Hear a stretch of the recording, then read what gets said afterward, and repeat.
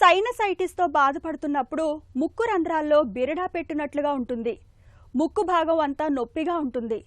తల కిందకు దించినప్పుడల్లా తలనొప్పితో పాటు కనుబొమ్మలు రెండు జివ్వుమని లాగేస్తూ ఉంటాయి. గొంతులోకి కఫం అంతా జారుతున్నట్లుగా ఉంటుంది. అయితే వేధించే ఇలాంటి సైనస్ బాధల నుంచి ఉపశమనం పొందడానికి యోగాసనాల్ని ఒక చక్కటి పరిష్కారంగా చెబుతారు నిపుణులు. సైనసైటిస్తో బాధపడుతున్నప్పుడు నిత్యం సాధన చేయాల్సిన యోగాసనాలు, వాటి సాధనలో మెలకువల గురించి ఇప్పుడు తెలుసుకుందాం.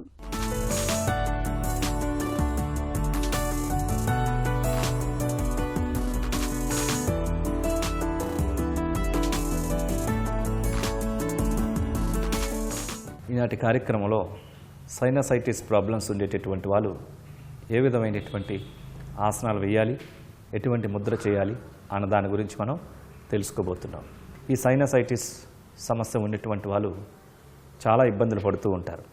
ముఖ్యంగా ముక్కు పట్టేయడం, తలనొప్పిగా ఉండడం, శరీరం అంతా డల్లగా ఉండడం, అనీజీగా ఉండడం, చిరాగ్గా ఉండడం, ఏ పని మీద ఆసక్తి లేకపోవడం, ఫేవరిష్గా ఉండడం, సివియర్ హెడేక్గా ఉండడం, చిరాగ్గా ఉండడం, ఈ రకమైనటువంటి లక్షణాలతో బాధపడుతూ ఉంటారు.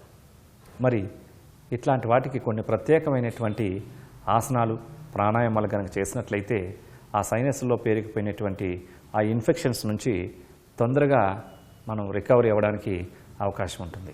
సో ఈ సైనసైటిస్కి సంబంధించినటువంటి కొన్ని ప్రత్యేకమైనటువంటి ఆసనాలు పాదహస్తాసనం, సేతుబంధాసనం మరియు నాడీ శోధన ప్రాణాయామం ఏ విధంగా చేయాలో చేసి చూద్దాం. సైనసైటిస్ ప్రాబ్లమ్స్ కోసం ఇప్పుడు మనం చేయబోతున్నాం పాదహస్తాసనం, సేతుబంధాసనం, నాడీ శోధన ప్రాణాయామం. ముందుగా పాదహస్తాసనం. ఈ పాదహస్తాసనం స్టాండింగ్ పోస్చర్లో మనం చేస్తాం. పాదాలు రెండు జతలో ఉంటాయి. రెండు అరచేతులు శరీర పక్కభాగాలు తాకుతున్న విధంగా ఈ విధంగా దండాసన స్థితిలో ఉండాలి. ఆసనం వేయడానికి ముందుగా పాదాలు రెండింటిని ఒక 3 to 4 feet పక్కకు జరుపుకొని ఇప్పుడు రెండు చేతుల్ని శ్వాసను తీసుకుంటూ నిదానంగా పైకి రేట్ చేస్తూ ఇప్పుడు శ్వాసను విడిచిపెడుతూ నిదానంగా ముందుకు వంగాలి. రెండు చేతులతో హస్తాలతో పాదాలను తాకించి చేసేది కనుక పాదహస్తాసనం. ఆసన స్థితిలో స్థిరంగా ఉండాలి.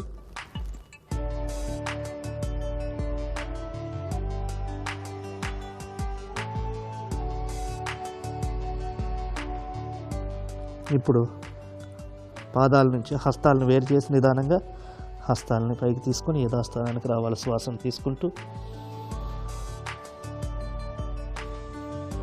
శ్వాసను పూర్తిగా తీసుకొని శ్వాసను విడిచిపెడుతూ హస్తాన్ని కిందకి తీసుకొని రావాలి. మరొక్కసారి చేస్తాం. ఇప్పుడు శ్వాసను తీసుకుంటూ హస్తాలను రేట్ చేయాలి.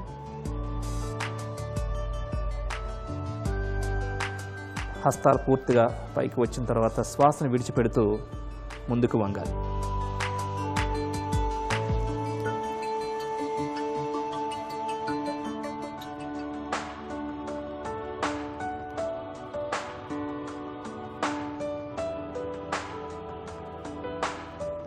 ఇప్పుడు నిదానంగా పాదాల నుంచి హస్తాలను వేరు చేసి నిదానంగా పైకి రావాలి.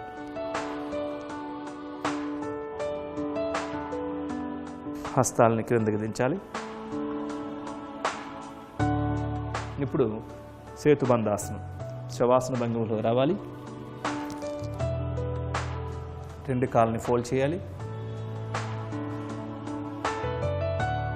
రెండు పాదాలని రెండు చేతులతో పట్టుకోవాలి. ఇప్పుడు శ్వాసను తీసుకుంటూ వెన్నెముకను పూర్తిగా పైకి రైట్ చేయాలి.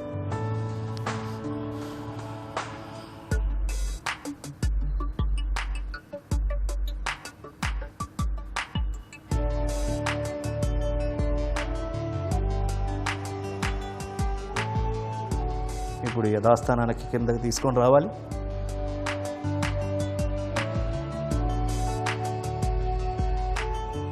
మరొక్కసారి సేతుబంధాసనం స్పైన్ పైకి రేట్ చేయాలి. హిప్ భాగాన్ని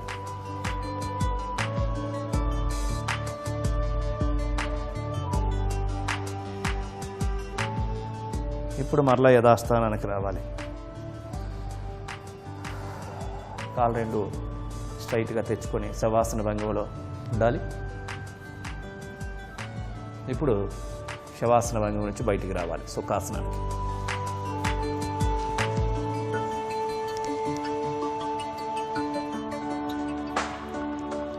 నాడీ శోధన ఇది సుఖాసనంలో కానీ వజ్రాసనంలో కానీ, వీలు లేకుంటే కుర్చీలో కూడా కూర్చొని చేసుకోవచ్చు. ఎడమ చేతిని ఈ విధంగా ధ్యాన ముద్రలో ఉంచుకోవాలి. కుడి చేతిని విష్ణు ముద్రకు తీసుకొని రావాలి. చూపుడు వేలు మధ్య వేలును ఫోల్డ్ చేసి ముందుగా కుడి చేయి బొట్టన వేలుతో కుడి ముక్కును మూసివేసి ఎడమ ముక్కు ద్వారా శ్వాస ఏమనుంటే విడిచిపెట్టాలి. ఇప్పుడు ఎడమ ముక్కు ద్వారా శ్వాసను తీసుకోవాలి. ఉంగరపు వేలుతో ఎడమ ముక్కును మూసివేసి ఆ శ్వాసను కుడి ముక్కు ద్వారా విడిచిపెట్టాలి. మరలా కుడి ముక్కు ద్వారా శ్వాసను తీసుకొని ఆ శ్వాసను ఎడమ ముక్కు ద్వారా విడిచిపెట్టాలి.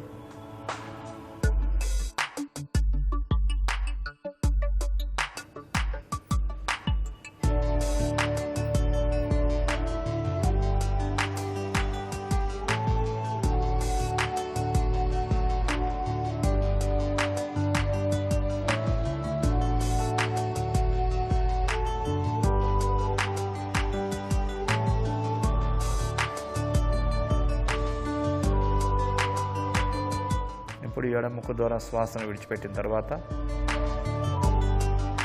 ఆపాలి. కుడి చేతిని రిలీజ్ చేసి